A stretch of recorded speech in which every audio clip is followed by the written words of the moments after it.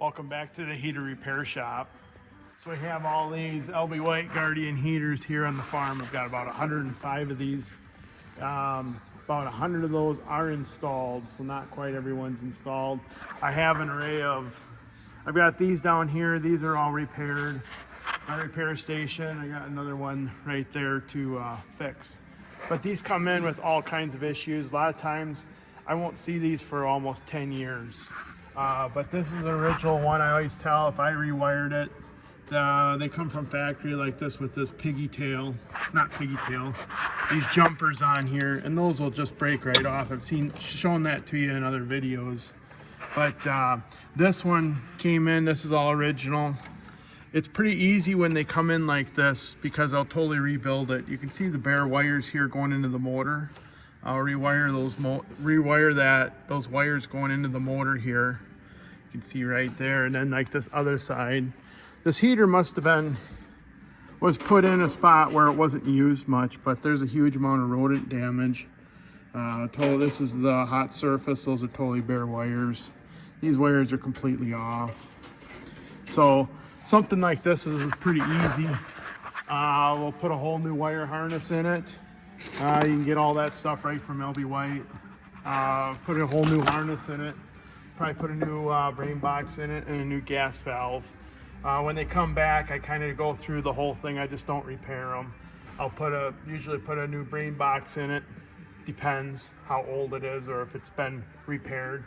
And a new gas valve each time it comes in. If I go through a whole rebuild, it's about $350 to refurbish one of those heaters.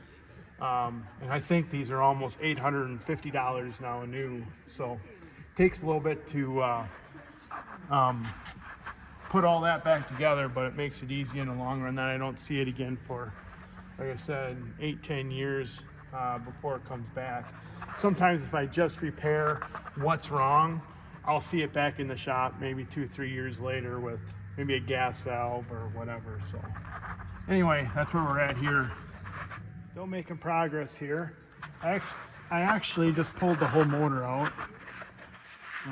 There's so much, redo those wires on there is pretty close there, so I just pulled the motor out.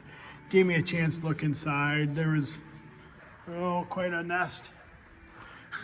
Quite a nest down in there, so give me a chance to get all that cleaned out. I'll be putting on it this air-proofing switch right here. That'll be new. My power cord. Power cord was in there. Power cord was chewed apart, so stripped this totally out.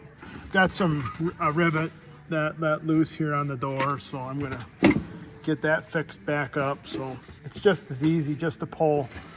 There's 6 screws that hold that on right here. It's just as easy just to pull all that off and work on it here on the bench versus trying to work in behind that. So definitely a full wire job. Everything will be brand new going back in there. So anyway, back at it here.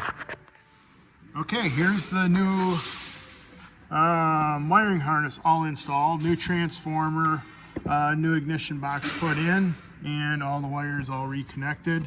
Remember when I put all these connectors in, I do put an antioxidant compound in every terminal there, just to they last quite a bit longer than going in dry. So this is where it is nice. You got to do a lot of wiring to put that harness in, to pull that all the way out.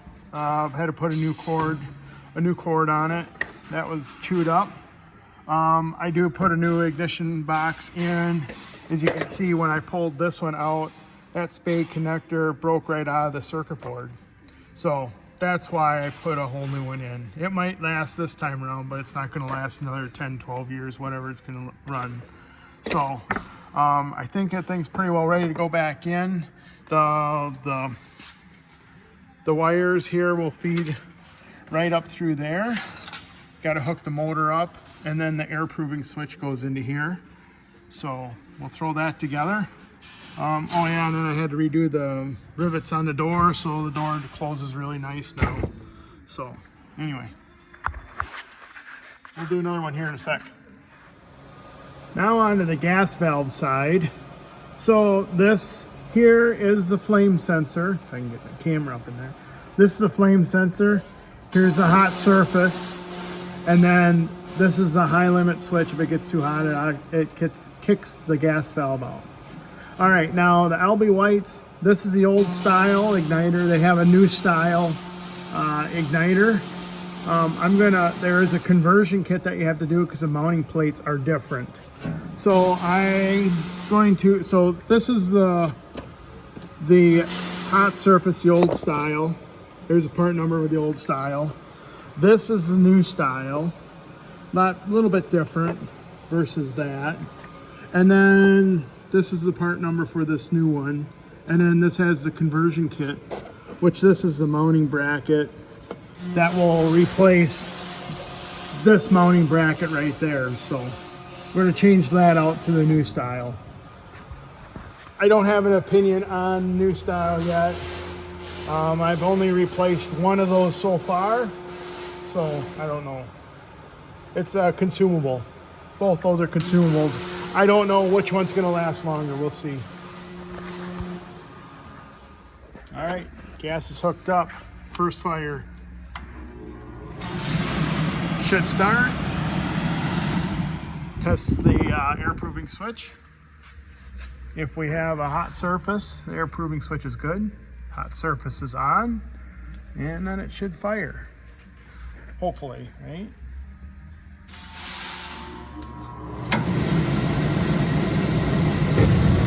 Boom. Hopefully it stays running. It'll stay running.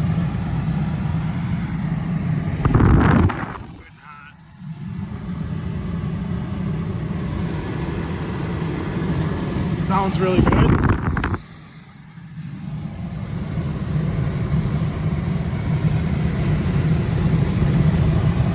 That's what that new updated bracket looks like to hold that hot surface.